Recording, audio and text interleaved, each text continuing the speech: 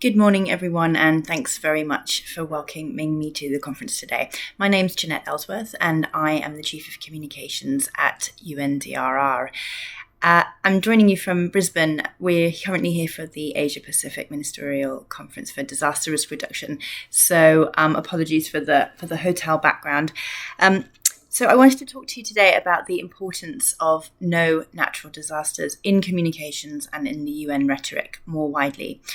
So just a bit of background about me. I mean, I've made a career out of language. I studied English language and linguistics at university, and then I worked for 6 years at the BBC in radio journalism. And I would argue in radio there is a very strong reliance on words, more so in television perhaps because you can't also rely on visuals to get your story across. So storytelling becomes very important.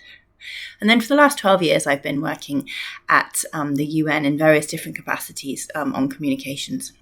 And most of that has been focused on, or all of it, I would say, actually, has been focused on how to get very technical ideas and concepts across to a public audience or to the media or to different audiences who have different understandings of very complex topics and very technical topics. So language becomes very important. And I think some people would question the relevance of changing language. And there is an argument that we, of course, as communications professionals, need to go to people where they are. So where their understanding and where their interest lies. I often hear it said that just because the UN says there's no natural disasters doesn't make it true, or what's the point of talking that way if everybody's talking that way? If everybody's talking in a different way, you're not really helping people to understand the different concepts. And there is part of that, but in this case, it is a very important distinction, and I'll give you a couple of examples why I think that is. Disasters are made up of hazard, vulnerability, and exposure. And the hazard part is where most people are thinking when they say natural disasters, they actually mean natural hazard. And you can argue that to a degree, there's a lot that we cannot do in this field. So an earthquake would be an example of a natural hazard that we can't do anything about in terms of it happening itself. But then on the other hand, there are lots of hazards that we can do something about. So many water-related hazards are being exacerbated by climate change. So drought and flooding. We know that human activity has some weighting on that. So there's already a question mark there. But let's say that hazards are natural in the way they occur. The other two elements of a disaster are vulnerability and exposure. And here we can do a lot. And in fact, it's human activity that is the difference in that it turns the hazard into a disaster. And the reason that this is so important to the UN is because if we take away the term natural disasters, we take away that fatalistic, it would happen anyway, act of God type of language and emotion that we associate with disasters.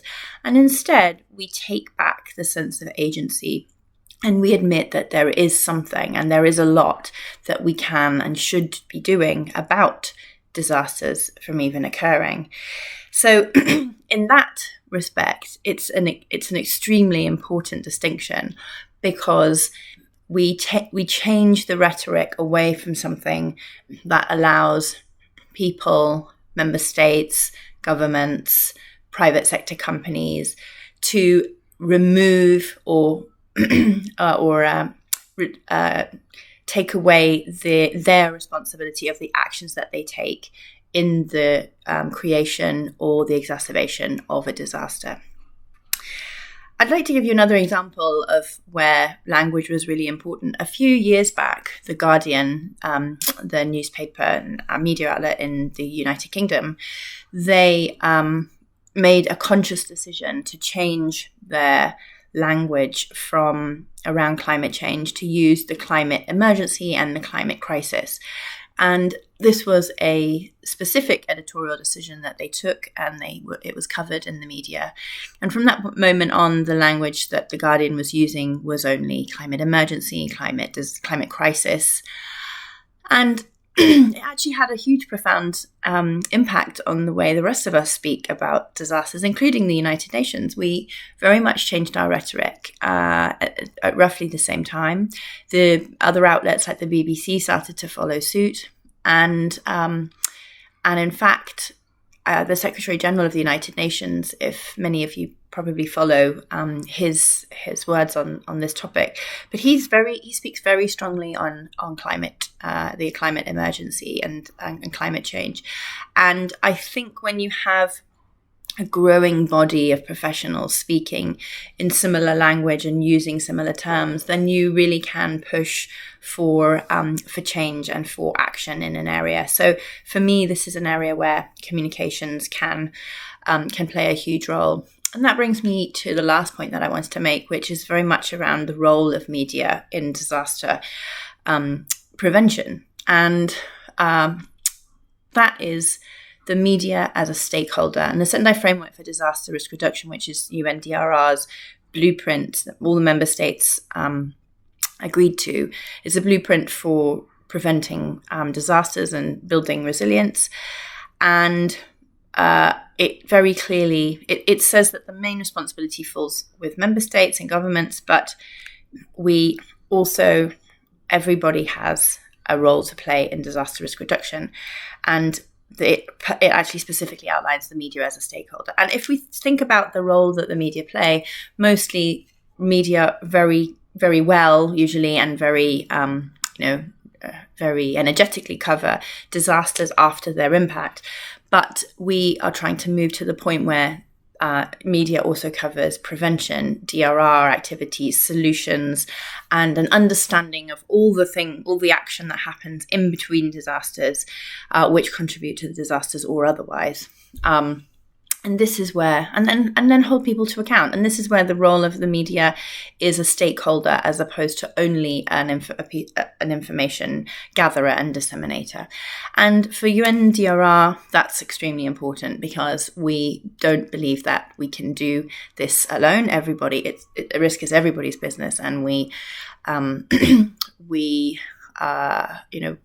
an all of society approach to make sure that we can do what we need to do. So I just want to leave you with one final thought. We are currently ramping up a campaign around the concept of zero climate disasters. And it's very interesting because you're some of the first people who've heard this. We will formally launch that at the end of October. But we meet different levels of resistance for that. So essentially there are people who say you can't call for no disasters because you can't do that. But actually we can. If we think of the definition that I just outlined and we think of our role in that, then it is very feasible that we come to a place where, yes, there are climate hazards, and yes, there are hazards that will occur, but our activity and our action will either exacerbate that or increase our exposure to that.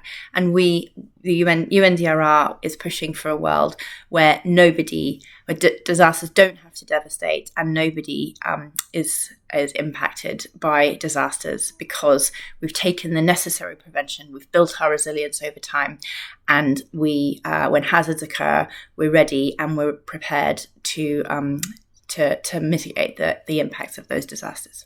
Thanks very much.